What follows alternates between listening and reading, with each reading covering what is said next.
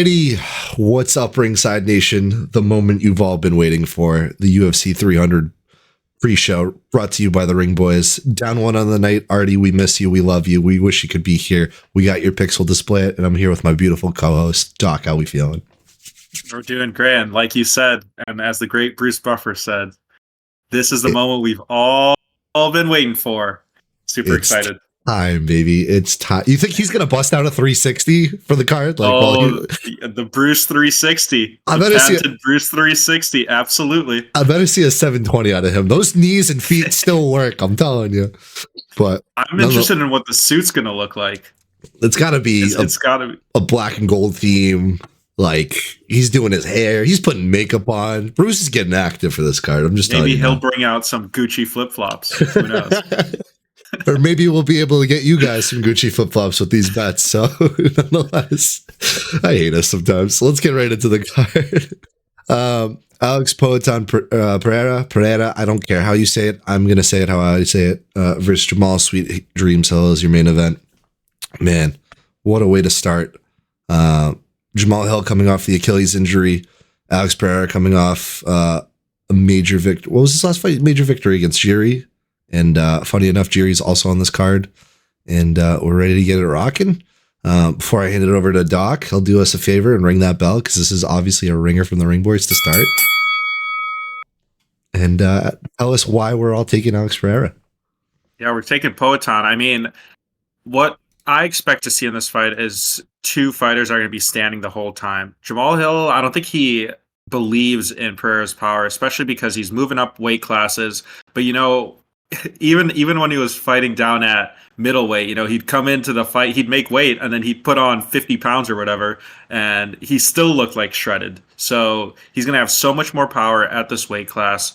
And I think that with everything that Pereira has worked on outside of the kickboxing to get some takedown D that we saw displayed against Yuri, he's just, all he needs to do is hit you one time correctly, and he's just such a pure striker that it's going to happen. And I think that this is going to end in a knockout. I don't know when it's going to happen, and I'm sure Hill will have some success, but his power cannot be compared to Pereira's, in my opinion. So, you know, we all probably think the same, that it's just going to be a stand-up fight, and Pereira's going to clip him eventually, similar to how it happened with Sean Strickland. And Jamal Hill doesn't have the best strike defense. From what I remember, you know, we haven't seen him in a while. He's a bit rusty. He says that he's been healthy for a while, but he hasn't been in the ring for a bit. And now you're getting faced against one of the scariest people in the world. I don't think he'll be able to. He'll bounce back from this, but I think that this might cause a bit of a concussion for Jamal Hill. My only concern, I'm picking Alex Pereira. Obviously, how can you not? You know what I mean? My only concern is Jamal works him in the grapple, but to get the grapple, you got to get there. And if Alex gets those legs and gets his striking going early, Jamal is going to be pretty scared with some ring rust and the Achilles injury. So it's hard to just make the case that, you know, anyone can win on any given Sunday. Don't, you know, and all it takes is one punch, one small mistake. You train 3 months, but one subtle move changes your whole career. But Jamal is going to really have to work hard. And I think personally, like, the longer this fight goes, the more it is in Jamal's favor. But I just can't see Alex not taking him to church and just piecing him up and striking him and just out-muscling him. I really do think if Jamal wasn't hurt and had one more fight, it'd be a little closer. But these lines are just kind of insane to me. Like, Alex Pereira at minus 120 or whatever the line was, like, give me that all day, any day of the week. And yeah, what's crazy is this is going to be his third weight class, right? And this is unprecedented if he wins this fight. So it's insane, crazy. Like, yeah. We make the jokes all the time that he was just a dude in a bar until Israel Adesanya like woke him up. But man, the stuff he's done in the UFC so far is just, it's awesome. And he's one of the most scary dudes, like you said, on planet Earth, mind you, just let alone the UFC. And he just keeps getting better. You know, when he came into the UFC, all he could do was kickboxing. But in his last fight, we saw that I don't know if Yuri took him down a single time. So And Blachowicz had trouble taking him down too. So this is like he's a scary man. He was scary before. He's much better. I know that there's debate amongst the amateurs if like a boxer could ever beat an MMA fighter in the ring. There's like no chance. This guy has the best striking. He has really good. He might not be able to wrestle, fine, but he will make sure that he stays on the feet the whole time. So 100%. And there's, the MMA community Twitter is very toxic. We're more than aware of this. UFC Embedded episode had Alex Pereira saying what's up to Charles Oliveira. And Charles asked him, how's the hand, ready to go? And people were like, why would he ask about the hand? Is he injured? I can assure you, he's ready to go. I'm sick and tired of all these fan theories, like seeing like Aljo with a scar or scab saying, oh, does he have staph infection? It's like, if they're showing up to fight, they're showing up to fight. And this is a crazy main event, and I cannot wait for it. Ringer from the Ring Boys to start. We're all taking Boatan. Live odds looking right now on my screen, -138. Get in early because we're going to the moon. Last thing I'll say, even theoretically, if his hand is injured, he has 3 other limbs that can kill people. He is completely fine. Might as well make this a handicap match. He'll still be the favorite. Man, if we come on the post show and Jamal Hill just like pieces him up, that'll be so funny. And that would be rep in Chicago, so I'd be happy if that happened too. It's a win-win for you, but it would be a lose-lose for me. Moving on to our co-main event. Doc, we got Zhang Weili versus Yan Nan fighting for the women's strawweight title. And we got another ringer from the Ring Boys. Look, I get it. I get the fan theories, as I just mentioned. But when I see a video of Zhang Weili literally picking up Shaquille O'Neal, she's an animal. She's an animal. She's a champ for a reason. I get, did she lose to Rose twice? Who'd she lose to twice? I forget. It was Rose, right? Beat her twice? That period in that era is over. She's a way better fighter.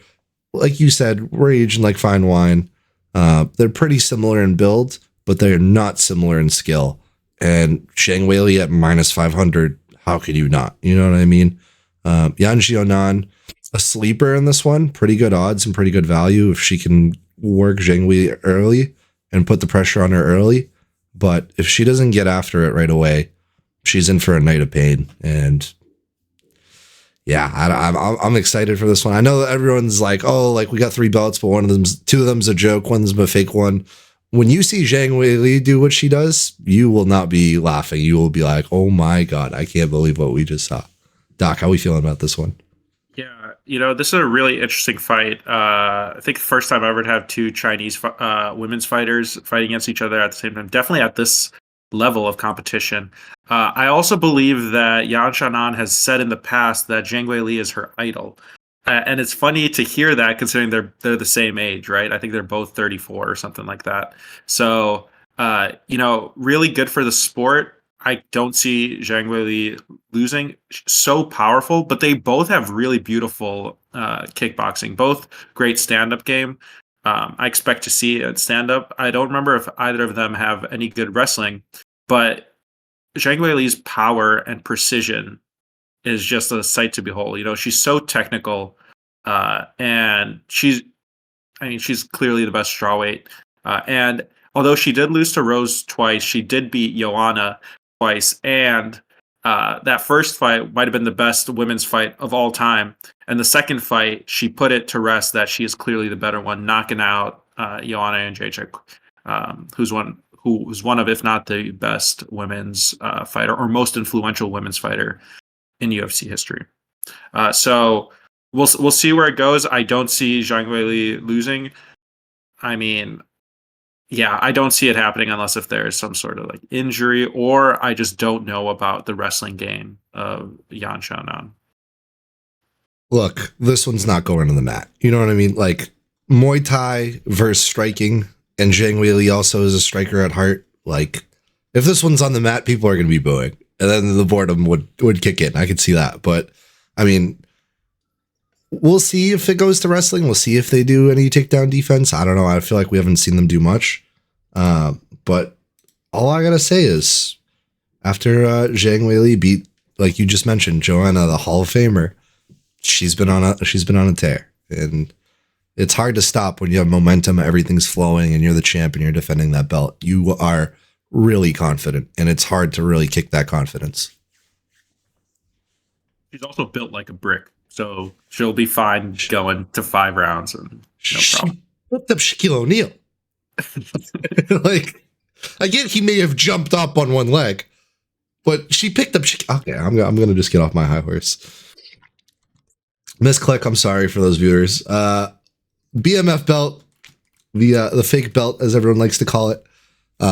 We don't care because this is literally fight of the year as of now. Justin Gaethje versus Max Holloway for the baddest mother shut your mouth belt. Been waiting all week to say that one. Justin Gaethje minus 170 is the favorite. Max Holloway plus 142. I get that this isn't Max's weight class, and I get that everyone's been keeping a stern eye on watching him bulk, and they're like making jokes that it doesn't seem like he's that big, but it's Max Holloway. He's never been finished, you know.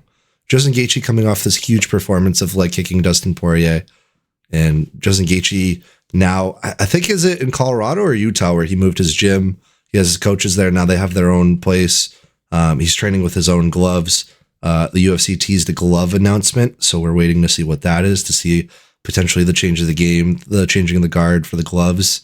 And I think it's time that I'm sick and tired of seeing eye pokes. Yeah, I'm talking to you, Chris Weidman.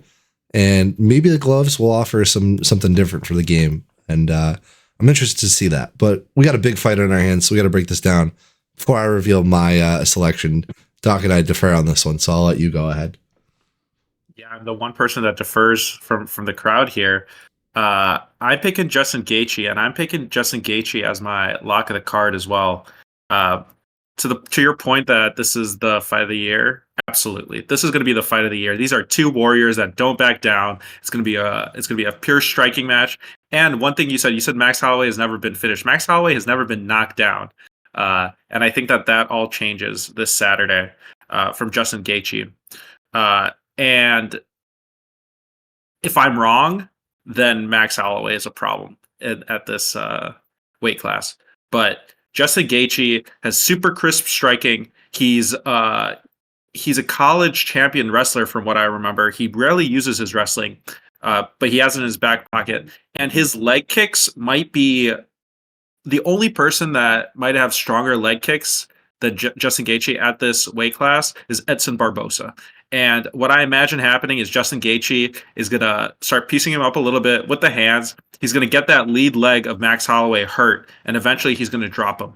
And, with the leg kicks that keep coming in, he might bring it up top, similar to what he did to Dustin Poirier. Max Holloway's clip when he's yelling at the camera saying that he's the best boxer in the UFC, not getting hit. He has such great defense. He has a tremendous chin, but he has a tremendous chin in the featherweight division. And Justin Gaethje, what he has done to people at lightweight, I mean, it's a sight to behold. His fight against Rafael Fiziev was also what I thought was going to be the fight of the year the previous year. But yeah, I'm so excited for this fight. This is the fight that I'm looking forward to the most on this card. I know it's not for a real belt, but I think that these are two of the baddest people in the UFC. So I can't wait to see how this plays out.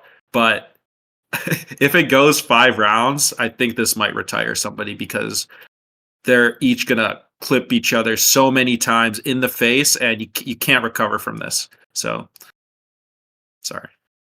No, don't apologize. That was beautifully said. You took like 70% of my notes out of the gate. Look, I'm taking Max because I just think he's going to outwork him.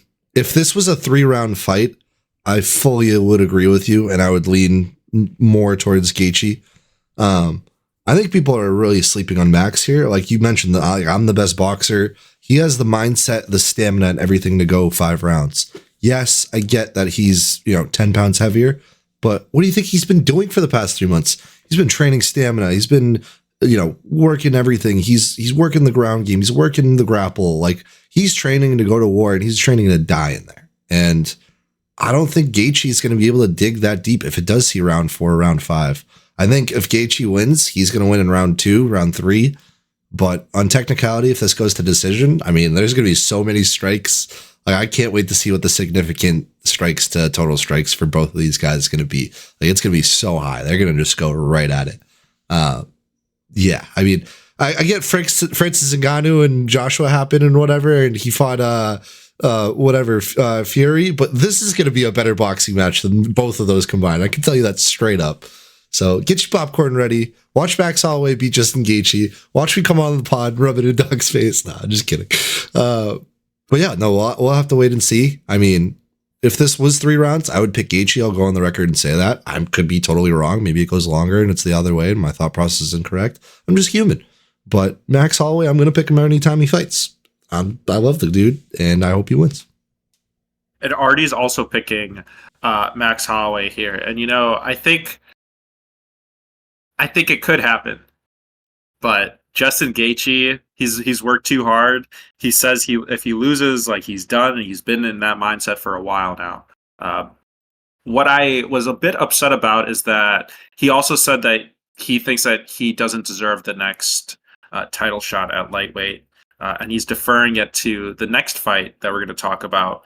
But I do hope that if Gaethje wins this, he does eventually get that title shot. If he loses the title shot again, then he'll retire. But he's just been so great for the lightweight division, fighting everybody, anywhere, anytime, and putting on a performance. He has every single fight that he fights, he gets a performance bonus. He requested $300K ahead of time for performance bonuses here. I don't think he's going to get granted that, but he better make a lot of money from this fight because he's been fantastic for the UFC with how interesting all of his fights are, how he literally puts his life on the line every single time. He says that he's willing to die in there. I believe that he's willing to die in there. Can't wait for this fight. I mean, how can you not? The guy's a company man. He said it in an interview. Everywhere he goes, all he sees is billboards with posters of him, and then they're the third fight on the card. Like, are you kidding me? Like, it's not even the co-main event. Like, this is the third bout of the main event, ladies and gentlemen. Like, this is insane.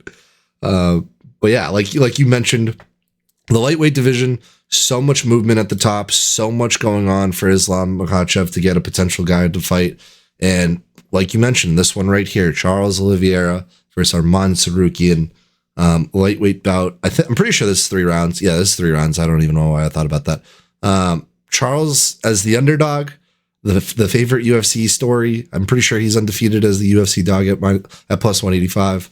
Arman Tsarukyan minus 225, the favorite here. Arman coming off that absolutely excruciating decimation of Beneil Dariush. And yeah, I mean, why wouldn't you want to take him as the favorite? So I'll defer to you, Doc. Are you going with the undefeated UFC dog, or are you going with the dog who's Armenian? No, I'm going with the Armenian people. Arman Tsarukyan, best Armenian fighter in the UFC. Only real loss was to Islam Makhachev, and that was his first fight in the UFC. Both of these fighters, the last person that they fought, I believe, was Beneil Dariush. Charles Oliveira beat him in convincing fashion. Arman Tsarukyan took Beneil Dariush's soul. I was not a believer in Arman Tsarukyan as much as I was until after that fight. What he did, nobody expected. He has tremendous power. He has really good wrestling. Charles Oliveira, we were talking about this a bit earlier in the week. Charles Oliveira, he ended up beating Justin Gaethje, Dustin Poirier, Michael Chandler. All of them were afraid to go to the ground with Charles Oliveira because of his Brazilian Jiu-Jitsu. Arman Tsarukyan is not afraid, similar to how Islam Makhachev was not afraid, and Islam Makhachev even submitted Charles Oliveira. So, Oliveira, I was watching all of his old fights, and, he is also just so exciting to watch. He has a history of a bunch of losses and getting submitted and stuff like that. But he has tremendous power in his hands. If he grabs your back, your neck is in danger. And that is the chance that Oliveira has is to submit Tsarukyan. I don't think he can knock him out, but he has shocked me before with his power. The hands that he laid on Michael Chandler after almost getting knocked out in the first round were insane. But Tsarukyan, like I said, took Beneil Dariush's soul. He just popped him in the face, and it was over. Beneil Dariush had no idea what hit him. I had no idea what hit Beneil Dariush. But this should also be a really good fight. I expect this to end early, though. I don't expect it to last 3 rounds. I'm taking Arman Tsarukyan. I don't think minus 255 or whatever is a good. I don't think Arman Tsarukyan is a good bet here. I think betting Charles Oliveira, the chance of him submitting Arman Tsarukyan at plus 180 or whatever the line is right now for him just to win, I think is worth it to take. So I would not bet Tsarukyan. I theoretically could bet Oliveira, but Tsarukyan's winning this fight, in my opinion. Or Beneil Dariush, that we have to use him as the focal point for this, for getting basically murdered by both of these guys. I agree with you fully. I'm taking Arman myself. I was back and forth. I was flipping quarters, thinking heads, tails. I was in between. I don't believe minus 225 is a clear representation of this line. What I think it is that Vegas thinks that, okay, Charles beat him in what, June, July, and Arman beat him in December. So Arman's more in shape, more ready to go. He's riding that confidence boost, but I mean, you don't know what Charles is doing. He's training, he's eating healthy, he's in shoot to box. Like, he's training with like some of the highest class BJJ guys in the world. And he's ready to go. I understand why he's the underdog, because Arman might have the hype right now, but I think there's true value at plus 185, and I wouldn't call you crazy. I might throw a side bet on it myself here personally. So we'll see. We'll see what happens. I think Arman definitely is not afraid to go to the ground. I think he's trying to avoid it. Charles does have hands that are a little underrated. I think he definitely does have decent striking, but when you compare him to Arman's striking and Arman's mixed martial arts background, I don't see how Charles can knock Arman out. I agree. He's either going to win it by a boring decision, which I don't think it's going to go to, or he's going to have to make him tap. And if Arman's going into the mat, you got to really work him, because I'm not calling him Islam caliber, but to get that as your first fight, you know clearly what adjustments you got to make and what you got to do to get back to that level and be confident. That being said, his first fight against Islam, it was pretty close. Yeah. So yeah, it was. So he's had a way longer road to get to this almost title shot than Islam. But yeah, he made me a believer. I think that the hype train, like, you can no longer consider him a hype train after what he did to Beneil Dariush. Agreed. Since we're on the topic of Islam and we're in the lightweight division, perfect segue for us. What do you think your permutations and what do you think is going to play out if Charles wins and if Arman wins? What do you want to see for the lightweight title and Islam fight next? I mean, I want to see Arman versus Islam. Same. I think we all do. But I think Gaethje deserves the title shot. So, I mean, if it wasn't for Ramadan, Gaethje would be fighting for the title right now. Yeah, 100%. Even outside of, like, even if he loses to Max, I think he's still like slated to be up there. Like, this doesn't change the lightweight ranking. This changes like Max finally getting a spot in the lightweight rankings, and Gaethje could slip a spot or two, but it's just in Gaethje, folks. Like, come on. If Charles wins, I do see it playing out a bit differently. I know we're seeing the Twitter war behind the scenes with Dustin Poirier and Islam saying that they're going to fight. Islam keeps trolling him, saying 0-3, 0-3. It's like, damn. But Arman wins. He's next in line in my eyes. If Gaethje is ready to go and Islam picks which one, I think Islam's definitely more slated to fight Justin first. Let Arman sit and wait for a bit and then take him in October. Now that they announced, 308 for Abu Dhabi? Man, what a main event would that be if it's Arman Tsarukyan versus Islam Makhachev in Abu Dhabi in October. Whew. But yeah, I mean, we'll have to wait and see. We're getting a little ahead of ourselves. The lightweight division, I don't think has been this actionable, this great at the top for, champ to like whole 5-6 position in a while. So what a time to be alive.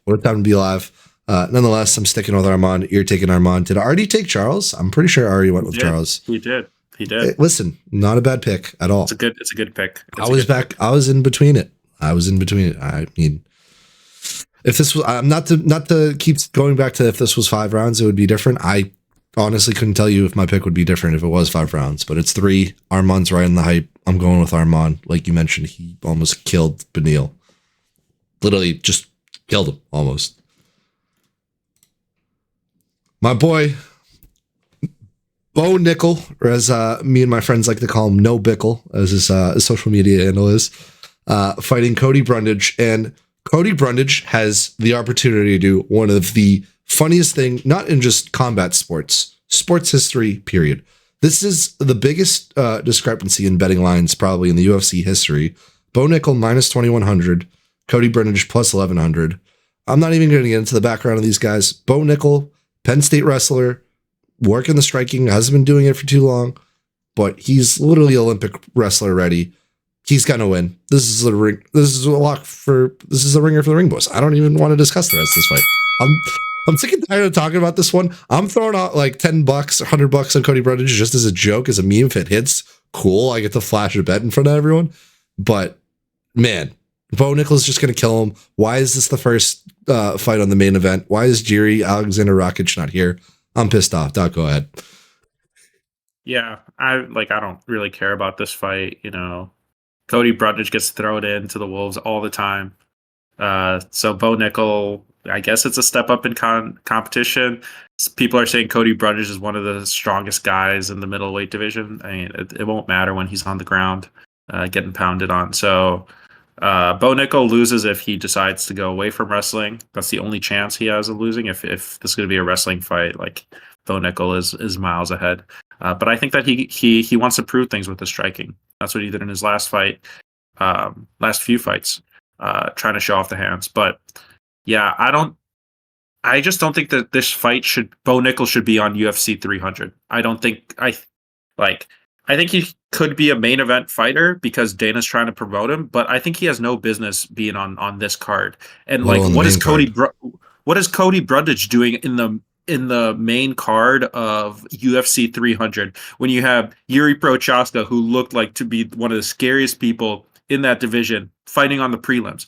Alexander Rakic, who was a hype train before, and all of a sudden you have Cody Brundage, who hasn't won in forever, at facing a guy where he's minus 2,100. Come on, yeah. I mean, I get that. Go ahead.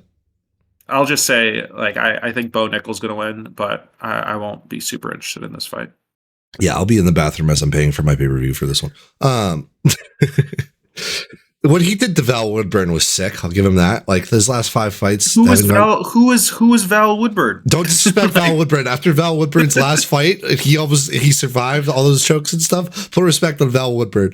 I'm kidding though. Like they're both wrestling guys. They're throwing them together. Why is it this high? Why did we make this fight? Why is it on UFC 300? I share that perspective entirely.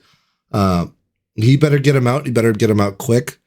Because if this goes to the second round, I'm even more upset. Honestly, like if this goes round 2, round 3, I think this hurts Bo Nickel's resume. Like people are just going to be, this doesn't help his marketability. Like unless he does it in convincing fashion, gets in, is professional, says some nice speech, calls someone out. Yeah, like I'm all for marketing Bo Nickel. I'm not for this fight. I'm not for this fight's position, and I'm not for talking about it any longer. The ringer from the Ring Boys. We're all taking Bo Nickel. We're not crazy yet. The fight that should be here, in my opinion, and Doc, I hope you share this opinion. Yuri Prasa versus Alexander Rakic. Yuri coming off that bad loss against Boatan and MSG. Didn't really look like himself. Not because of just physicality in his body, but it seemed more of a mental thing to me. Behind the scenes, there was a report that Alexander Rakic called him a fake samurai, and they asked Yuri about it, and Yuri said, if he has a problem with me, I'll go to his door. And I'm like, okay, now we're ready to go. Now this has something to watch for. And Yuri is plus 100 again, like, that's just great value. I don't know how he's the underdog. Like isn't Rakic coming off an injury, right? Like a bad one. So yep. Yuri's fought in 2 years. Yuri's further along with his injury, and he's figured out his mental game. He has the longer resume. How is Yuri not the underdog? You know what I mean? Doc, what are you thinking? Or you mean how is Yuri not the favorite? Oh, sorry, yeah. So I'm taking Yuri here. Are we all taking Yuri? Yeah.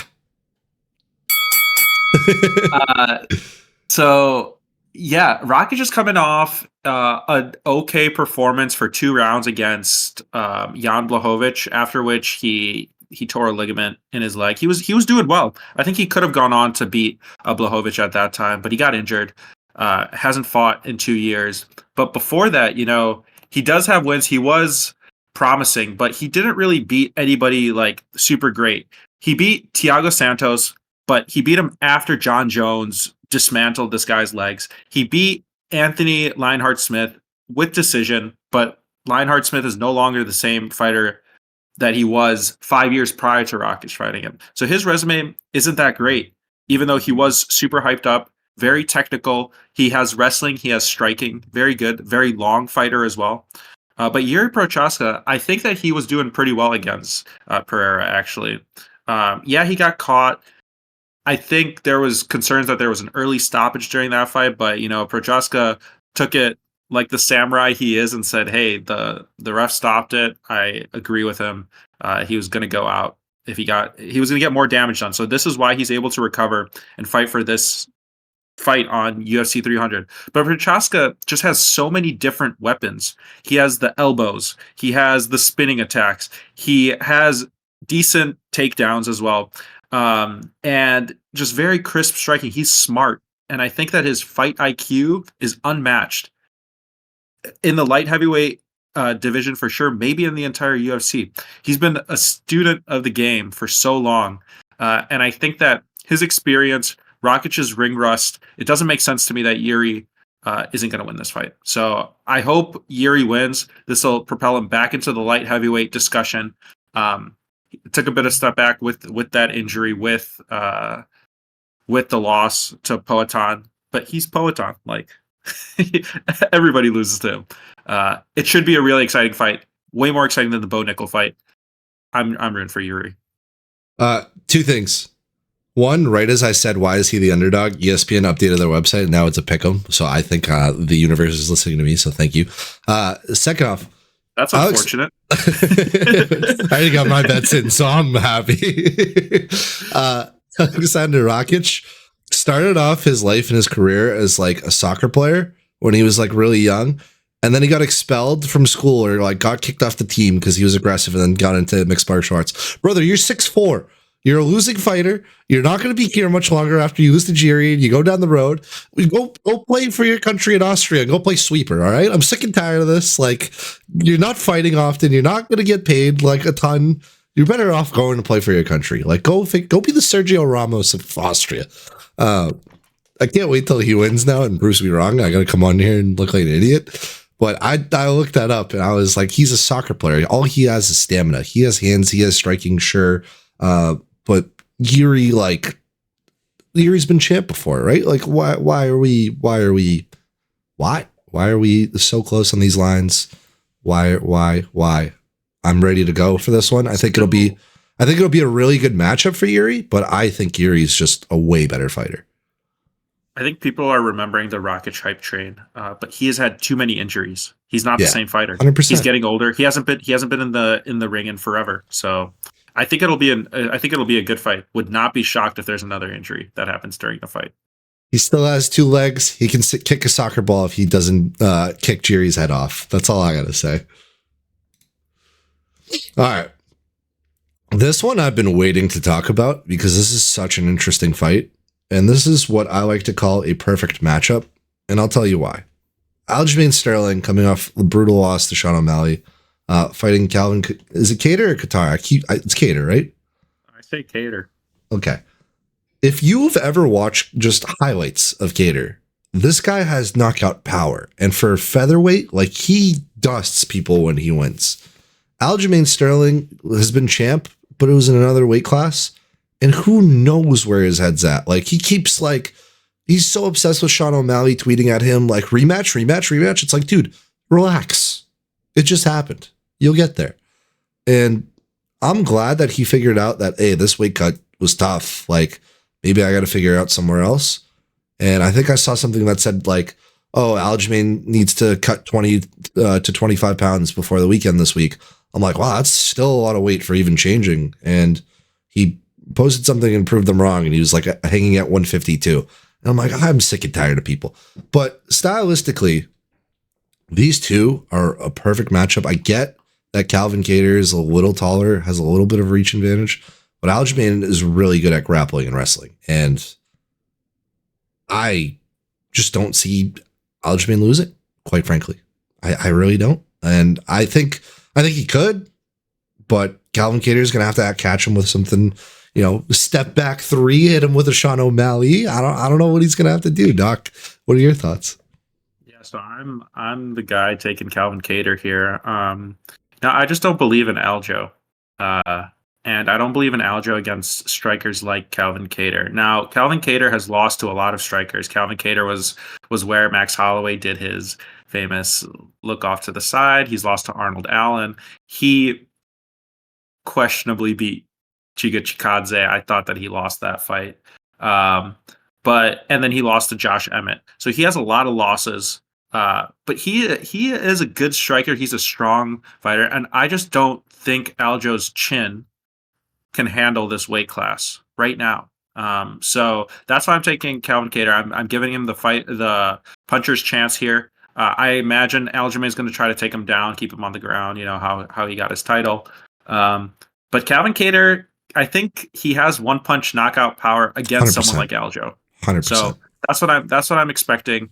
And if not, then unfortunately Calvin Kattar, exciting fighter, but it's too many losses in a row against really tough competition, but nearing the end. I forget what fight I brought this up, but our fan club is loving us and always commenting. So if you can put in the comments and prove me, I'll literally send you $100 if you talk about what fight I'm talking about. You got to pressure the wrestler. And by that, I mean, you can't let him get close and too early, and you got to show off that striking. So you keep it at a distance, you get in, piece him up a couple times early, work the jab, work the body, whatever you got to do. Make him scared to come close, because if he's coming close, he's got to earn it. He's got to take a beating in order to take you down. And I think if Calvin Kattar doesn't establish it early, like the losses that you mentioned to Arnold Allen, the questionable Giga Chikadze, I think it was Josh Emmett even at one point. Aljo's going to make him pay, and Aljo's been training at this weight. This is his normal weight. I agree with the chin. I'm not calling this a bad call on your end in any way, shape, or form. I was debating on taking Calvin at one point, but the experience and the resume and the mindset of where Aljo's at right now, I like taking him. I hope to see something go crazy. I don't want to see this go to a decision. I want to see someone make someone tap or make someone knock out, preferably. We're on UFC 300, people.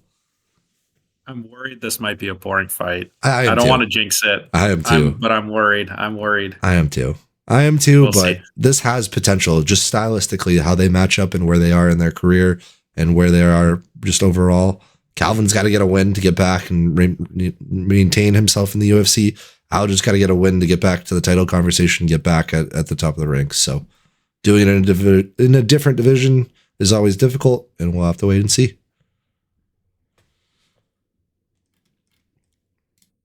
Thank God for all you trolls tweeting saying Holly Holm main event, Holly Holm main event, Holly Holm main event. We didn't get one, but we got her to fight. So now everyone can just calm down. Kayla Harrison signed specifically for this fight, making her debut, fighting in the women's bantamweight division against Holly Holm. Holly Holm, a legend for obviously that knockout over my girl Ronda Rousey. Ruined my childhood. Thank you for that. Kayla Harrison, gonna win. Bring her from the ring, boys. Straight up. This is a ringer, but I don't think that it's as much of a lock as a lot of people are making it out to be. I agree. And I've been burned in the past by questioning the talent in federations like Bellator and PFL. But Kayla Harrison has a loss in PFL. Everybody knows that she's super talented wrestler. Holly Holm has unreal amount of experience in the UFC. She knows how to fight against all the different fight styles. I think her official training is in karate, or taekwondo maybe. But anyway, judo, close enough. Anyway, super crisp kicking, what she displayed against Ronda Rousey. Super crisp punching. She has a win against a different hype train. So in her most recent fight. You know, she's getting up there in age, but she's an ageless wonder. And I think that Holly Holm has a realistic chance of catching Kayla Harrison and winning this fight. I do think that it's just gonna be kind of boring and be on the ground and wrestling where it's just hard. She's gonna get mauled essentially with the wrestling from Kayla Harrison and probably won't have the energy towards the end of the fight. But Kayla Harrison also doesn't have the best gas tank. I just think that the offense is probably going to be easier to commit to versus the defense that Holly Holm's going to have to do. But I would love Holly Holm to win. I just can't bet it. Personally, not there with you. I do see it that she definitely can win. She can catch her 100%. Back to my theory, pressure the wrestler. Holly Holm's 42. You know what I mean? Like, and she's still doing it. That's impressive in itself. Shout out my boy Jim Miller, which we'll get to in a minute. But she's definitely past her prime. I think this one is going to be a boring one on the mat. Kayla Harrison by decision prop bet for me. But we'll see. Hopefully, if someone loses in crazy fashion. Kayla Harrison, welcome to the UFC. Do us proud. Holly Holm, you shut up. Diego Lopez. This is a Diego Lopez fan club. So Doc, just already, prep it up, hit it for us. Look, it's Diego Lopez. Sadik Yousef just lost to Edson Barbosa on one of the craziest comebacks in history. And not to discredit Edson Barbosa at all, but if you watch that fight, he had it to lose and he just let it go. And if you let Diego Lopez go and set the tone and set the pace, you're going to end up on the mat. Straight up. That's all I got to say. Doc, what are we feeling? I mean, I'm so excited to see Diego Lopez. Same. He's fighting against Sadik Yousef. Yousef was a hype train, got derailed a bit. Is not a very active fighter. We hate that. Unlike Diego Lopez, he's trying to get back out there. He's part of the Fighting Nerds training, correct? So Lobo, I think.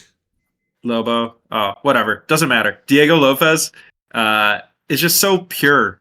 Such a pure game. And he's longer than Sadik Yousef by a little bit.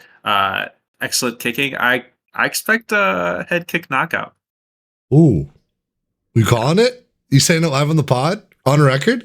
Live. I'm expecting a head kick knockout from Diego If Lopez. You're right, on camera, I'll do 10 push-ups. But yeah, I think this is definitely a good fight. Last thing I'll say, opening the prelims, perfect fight. Perfect.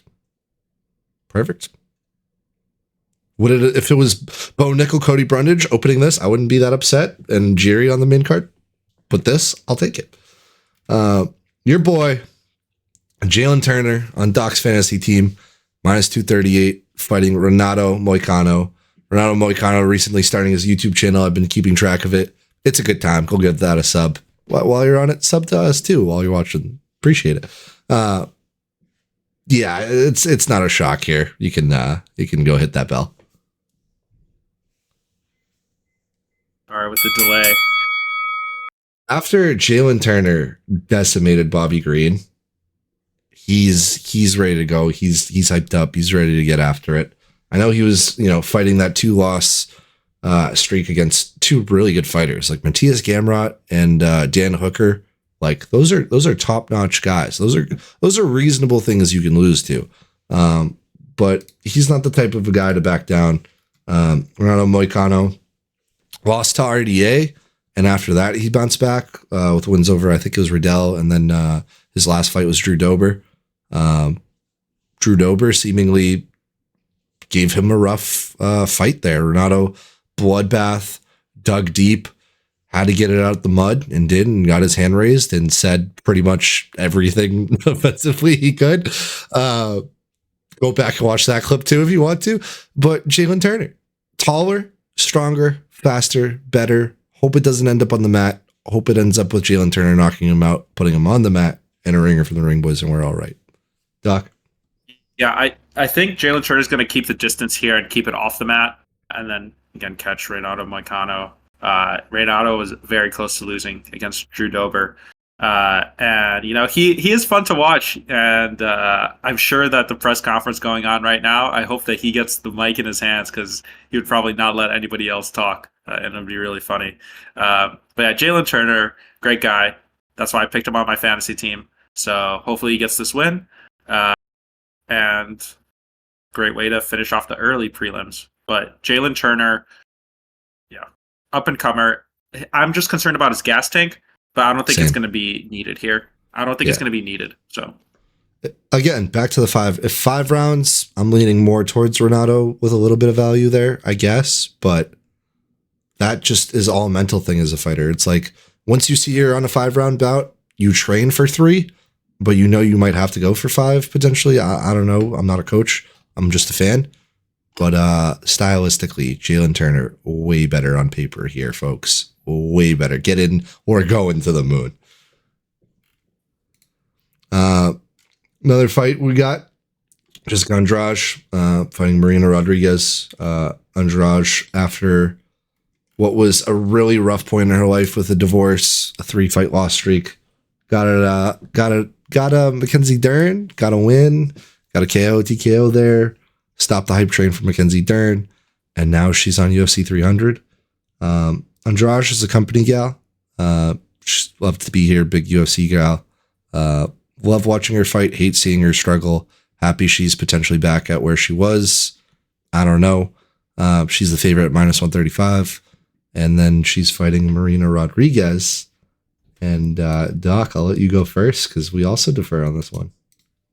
Yeah, so although Marina Rodriguez is on my fantasy team, I'm a big fan of her. I was pretty impressed by Jessica Andrade's last performance, and that's why I'm taking Jessica Andrade here. I hope that she continues the momentum that she brought to that last fight, and we'll see what happens. I think there's probably a big height discrepancy, or no, they're both short. So 5 inches. Yeah, but yeah, I think it could go either way here, but I'm just betting on Andrade keeping the streak going. I know it was only one fight, but I was so shocked that she won that last fight that I think that she must have been working really hard at it. But Marina Rodriguez is one of my favorites, which is why she's on my fantasy team. But we'll see it. Honestly, pick them in my book. I agree with you more. Pick them, and I'm picking Marina for 2 reasons. I know MMA math never adds up, and it's obviously different places. So I'll throw that out there. You know who both of these girls have fought, Doc? Not to put you on the spot. She's also on this card. Yan Xing. And you know who beat Yan Xing? Marina Rodriguez. And you know who lost? Jessica Andrade.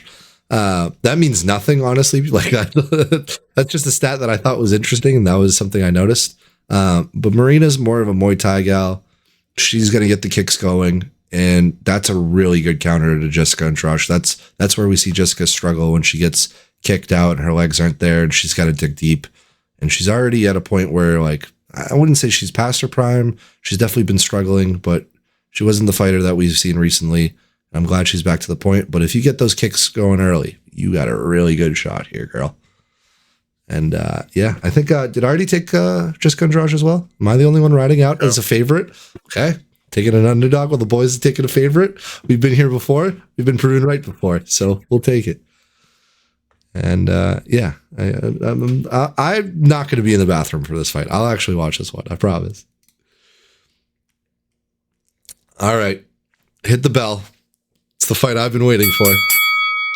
Jim freaking Miller versus Bobby Green. Jim Miller on UFC 100, 200, now 300. Probably will be on 400 at this point, hopefully as a commentator or a ref. I don't know. The dude's going to be here forever. Jim Miller coming off that disgusting battering of Gabriel Benitez as an underdog at plus 150. Incredibly insane value. And as we just mentioned, Bobby Green just praying that he doesn't have CT at this point. And Jaylen Turner just dropping him off at daycare.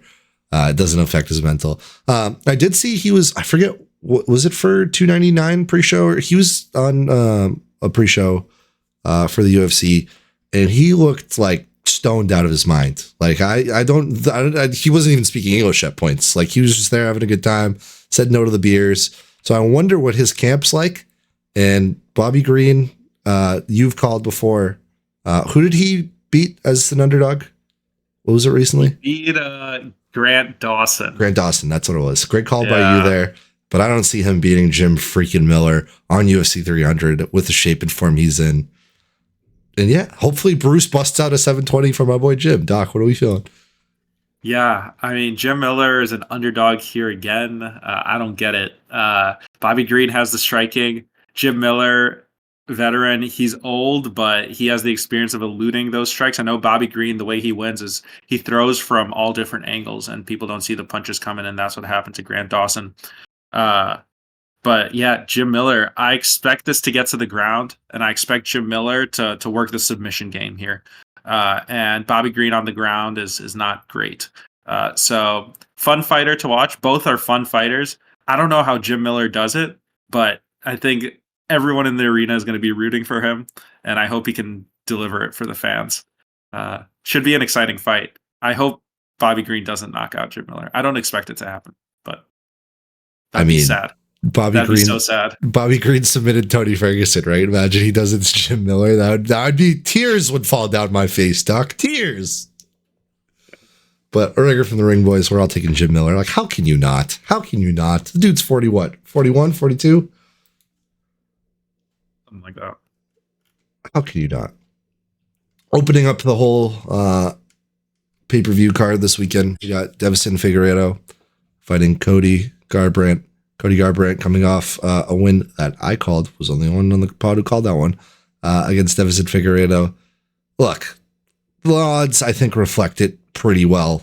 Figueiredo minus 310. In my opinion, I know Doc's not going to feel that way. I'm not calling you crazy for betting on him at plus 250, especially after seeing that hand speed and how he's riding. But Figueiredo is just really hard to knock out, in my opinion. I think he's going to be working him through leg kicks, BJJ, and he's going to get on his back, and I think he might choke him out. Doc? Yeah, I'm picking Cody Garbrandt here. Pretty heavy underdog. And that's just based on his last performance where I wasn't expecting it. And, Cody Garbrandt a few years back was super hyped up, had those losses against TJ Dillashaw, seemingly was not in a good headspace. I thought his career was over. But, he worked on a few things, got a few more knockouts. Who was that? Rafael Assunção. Great knockout on him last second of the second round or whatever. But since then, that last fight against Brian Kelleher, it was just so nice what he was able to do. And Deiveson Figueiredo, normally, he's not going down to his regular division to flyweight anymore. So now he's at bantamweight. So he had a ton of power at flyweight, less power at bantamweight in comparison. So that's why I think Cody Garbrandt has this chance. And part of me picking Cody Garbrandt is I just want him to win. I was such a big fan of him back when in the UFC 5-6 years ago, that now that I see a little bit of hope, I'm hoping that he's going to keep on riding it. Deiveson Figueiredo, I never thought that he would lose in flyweight and that he just couldn't make the weight cuts anymore, and Brandon Moreno figured him out. So I don't think it's unreasonable to think that Cody Garbrandt can pull this off. I'm just glad Figueiredo's fighting someone not named Moreno for the first time in a while. This is one of those fights, and I have this feeling for a bunch of them, just like the Charles one, where heart wants this, mind wants this, and the heart wants Cody Garbrandt here, but the mind's saying, no, we got to take Figueiredo. I hope Cody pulls it off. You got to show that hand speed. You're the first fight on the entirety of the card. Stadium might not be full. I understand that people will be getting their snacks, their drinks while they're coming in, but you got to give us something to show and start the night off right. And Doc, I hope you hit on this one. That would be crazy. I'm not riding the Cody Garbrandt train anymore after that Kelleher fight, but my stop on this ride ends here. Go ahead. The last thing I'll say is that there has been a bunch of back and forth between Figueiredo and Cody Garbrandt about mental tenacity, or I forgot what the exact term is. I don't think Figueiredo has room to talk. He couldn't make his weight a million times, and he better make weight tomorrow. for the fight on Saturday. So I think Cody Garbrandt is also pumped up for this, and he has a lot to prove here, and that's also why I'm taking him. Yeah, I think Cody said in the press conference that he's just trying to sell the fight, and he's been there. He's been where he's had to fight really physically and mentally. It's the biggest thing for him. So he's thinking Figueiredo doesn't have the level of confidence he does at this point. So I think it's a really good thing to go off of as a fight, especially at plus 250. That's insane value for this. I'm not calling these lines crazy. I think these are fair with all the information we have where Figueiredo's been in his career. Doc, I'm glad you're passionate on this one, but I just don't see it that way. And come 6 p.m. EST on Saturday night, we'll see who's wrong, Doc. Overall, we'll go to the picks. All the fights we just broke down. Locks of the card. Artie's taking Aljo. I'm taking my boy Diego Lopez. He's part of the fan club. And Doc, as you mentioned, taking Gaethje. Ear ringers, Alex Pereira, Zhang Weili, Bo Nickel, Yuri Prohaska, Kayla Harrison, Diego Lopez, Jaylen Turner, Jim Miller. And Artie's picks, I'll just reiterate because he's not here and he would love for me to go through them. Read them top to bottom, even though they're on your screen. Alex Pereira, Zhang Weili, Max Holloway, Charles Oliveira, Bo Nickel, Yuri Prohaska, Aljamain Sterling, Kayla Harrison, Diego Lopez, Jaylen Turner, Jessica Andrade, Jim Miller, Davison Figueiredo. And his lock is Aljamain Sterling. I've been prepping for that all week, man. And yeah, all the stats are on there. We're not going to read the fantasy because we may have messed it up behind the scenes. Artie's winning by a long shot. I'm in the middle. I got Khamzat Chimaev coming. We got movement. We got movement, people. It's UFC 300 weekend. Like, comment, subscribe, show some love. Thank you so much for the episode viewership on the last one when I was by myself solo dolo. We're going to be promoting this episode a bit. And yeah, Doc, any shout outs, anything you want to say before this? And let's get after it. I'll just say, Artie has some interesting picks on this card, but it's hard to argue against him having the best pay-per-view accuracy so far this year. I know we're kind of close there, but he has picked really good in the pay-per-views, so we'll see what happens. Super excited. Been waiting for this for a really long time. Before 299, I was saying that 299 is the card of the year. 300 looks fantastic every single fight. So all of that was joking. I can't wait until Saturday, and these fights will not disappoint. And for all you doubters and haters and non-believers, like, making your dream UFC 300 cards and disagreeing with this one, what else are we going to watch for the rest of the year if we had it? You know what I mean? We got to make fights for the rest of the year. This is perfect. This is exactly what we wanted. Except for Bo Nickel. It's been real. By the common man, for the common man. The Ring Boys are out, and UFC 300 this weekend. Watch the post show. Did I miss anything? Just tweet at us during the event. We'll be reading. I'll do my best to live tweet, or unless I fall asleep on the couch. You're not falling asleep with Max Holloway and Justin Gaethje. We're ripping wings. We're ripping caffeine. We're staying up till 3 watching everything. Yep.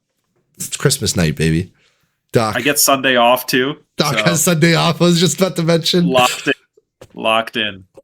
Can't wait. But anyways, that's been your card breakdown. We'll see you guys on the post show. Peace.